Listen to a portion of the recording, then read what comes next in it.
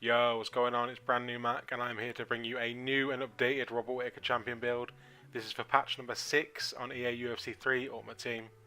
Let's get it started.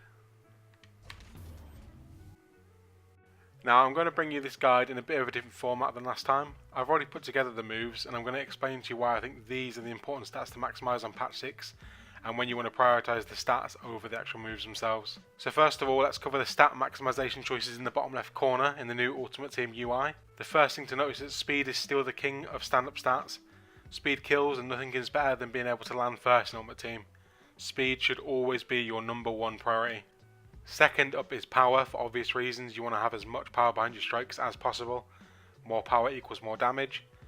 However, if you are stuck between choosing speed or power with the card you have, always take speed first. The third and fourth highest stats on this build are block and accuracy. This is partially by choice, but it's also decided by the decision to maximise speed and power. I don't think accuracy is an important stat at all, and if you can raise speed without raising the accuracy, you should. Block, however, is very important. It's especially important for a balanced fighter. Rounding out our stats, we've got head movement, switch and footwork. Ever since patch 5, head movement has not been a priority stat for me. This is mainly due to only needing to slip jabs and punish with straights. I'm not a fan of sinking stats into this when I'm only going to be using it for that purpose. My opinion on this has been further enforced with the chained head movement seeing a nerf in effectiveness in patch 6. In an ideal world, I'd take slightly more footwork, however we have to have some weakness in an 8 slot stand-up fighter build, and this is what we're going to sacrifice. Switch, as ever, is completely useless compared to the other stats. Now let's go over the moves we've taken and why we've taken them. Building a fighter comes down to a couple of things. You have to balance the moves you want to use with the ideal stats. Taking moves that give you the stamina damage modifiers is the best way to maximise your output.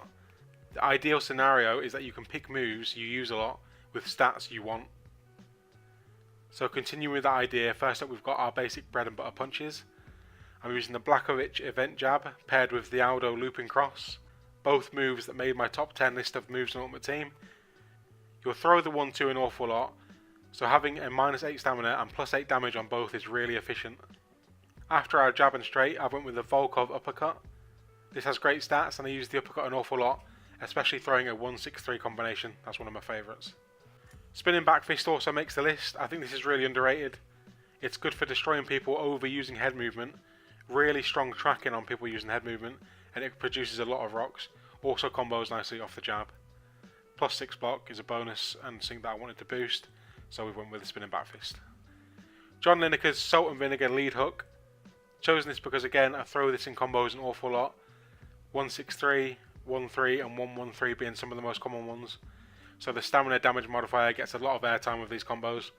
The card has really nice stats. -3 in switch is ideal.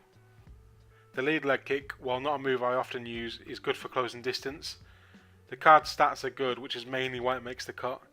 I also use gold attack the base, so more than enough reason to use this. The lead roundhouse is my favourite high kick, also covered in the top 10 moves. I managed to get one with +6 block and -3 footwork. This combos with loads of things that I use, and this is my main tool for finishing guard breaks. You do have to be careful not to be too predictable with this, as people will start to pick up on it. And the last move on our 8 slot Whittaker is the body side kick. Now I will replace this with the teep when I pack one, but I don't have one at the moment. This kick has the same push abilities as the teep. It's great for corralling your opponents towards the cage. This is where you can set up combination pressure or takedowns. I'll elaborate more on this in the grappling section. And so that wraps up our striking portion of Robert Whittaker. Let's move over to the grappling. So again we'll go over our grappling stats in the bottom left corner. Still the most important ground stat in my opinion is bottom. This limits your opponent's ability to move on top and to be able to hold you in positions. It allows you to set up sweeps and submissions. Just the best stat on the ground and definitely the one you should maximise. Next up is sub offense. The difference between 85 and 100 sub offense is mind blowing. I try to keep the stat as high as possible with slot limitations. Super good stat. Allows for finish the fight situations as well as tapping people out with up to 90 sub defense. Top is the third stat we look at. Nowhere near as key as bottom. Top stat is still important though. More times than not you'll be playing someone with high bottom stat, so this is needed to maintain the element of control. Without a decent top stat rating, you're going to be in a lot of trouble submission wise, and potentially reversed or swept into compromising positions. Takedown, the new most important stat change in patch 6. 90 takedown and a double leg equipped gives you the ability to perform undeniable takedowns. These are hard to time but definitely worth investing in.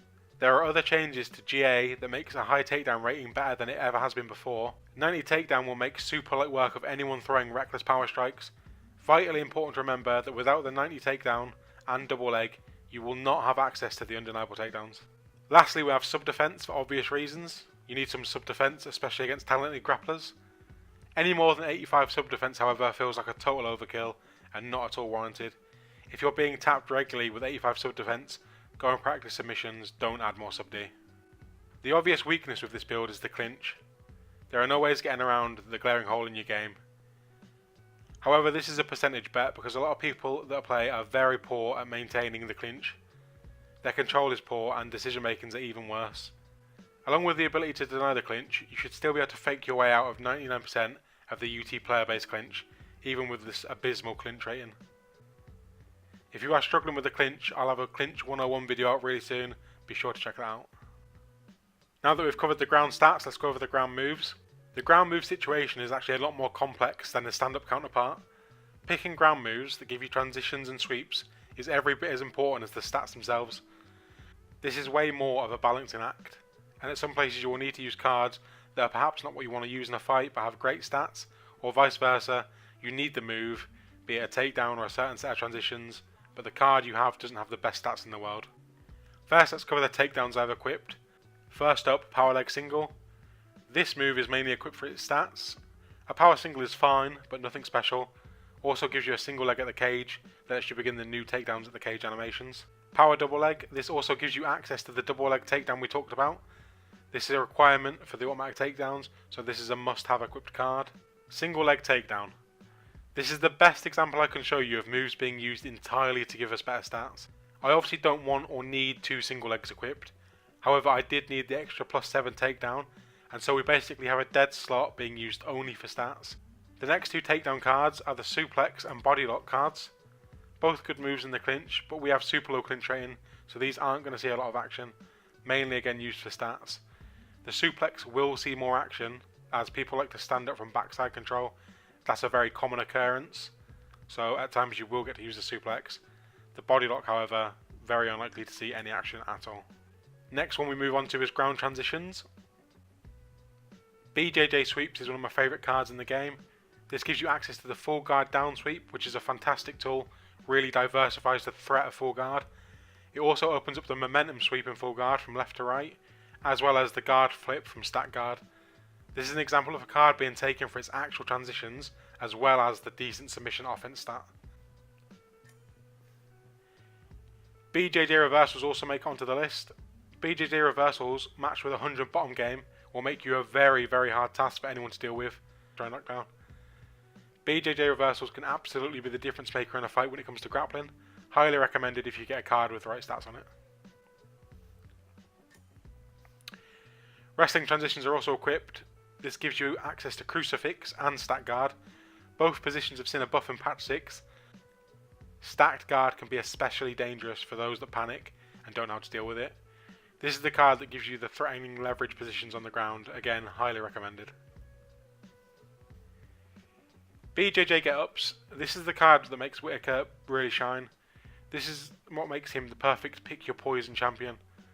If you're against a striker, you can take them down and submit them. If you're against a grappler, you have enough slots to grapple well and defend yourself, as well as being able to return to your feet with BJJ get-ups. The guard and full mount get-ups alone are worth their weight in gold when facing champion GSP and Woodley. Lastly, we'll round this out with our submissions. Firstly, the armbar, as covered in my top 10 moves video. This is the one-stop shop for submissions, offering you subs from 7 different places with one card equipped. The second submission I've got added is the triangle. It gives me a switch up in guard from going for sweeps. It also leaves me 2 sides to pick my submissions from in mount. I don't want to become predictable and always just try and attack with an armbar, so the triangle is the other option in mount. Training cards I'm not going to spend all day on because they're very self-explanatory. Basically, jack up your endurance, your strike and stamina, chin, Round out with a bit of heart and grappling stamina and you should be good to go. Really, really simple to use. If you need a reference guide, look at the bottom left. With 8 slots, that's around about the best you can do. Perks, I'm using Gold Attack the Base permanent perk that I've upgraded. And Body Snatcher. Again, both really good perks, strong for game planning. El Wapo, I've only got this at bronze currently, it's still a good perk. Body kicks are a big part of my game plan. And I throw them freely knowing that if I get taken down I've got good ground stats. And Counter Puncher. I don't really have another good perk, so just use Counter Puncher. Hopefully that helps anyone looking to set up their new Robert Whittaker. Patch 6 switched up a few things, so I thought it was a good idea to bring you a new, fresh, updated guide. I've decided to drop the clinch. That's the major concern I'm thinking about at the moment. If people clinch me, it becomes a real bad problem. I might have to switch it around again. But for now, I'm really happy with how this plays. If you try this out and you like it, leave a comment below. And until next time, peace. Yo, what's up guys? That was the Robert Whittaker champion build video. I will have more videos out this week, so we'd really appreciate a like or a subscribe on the channel. And until next time, later.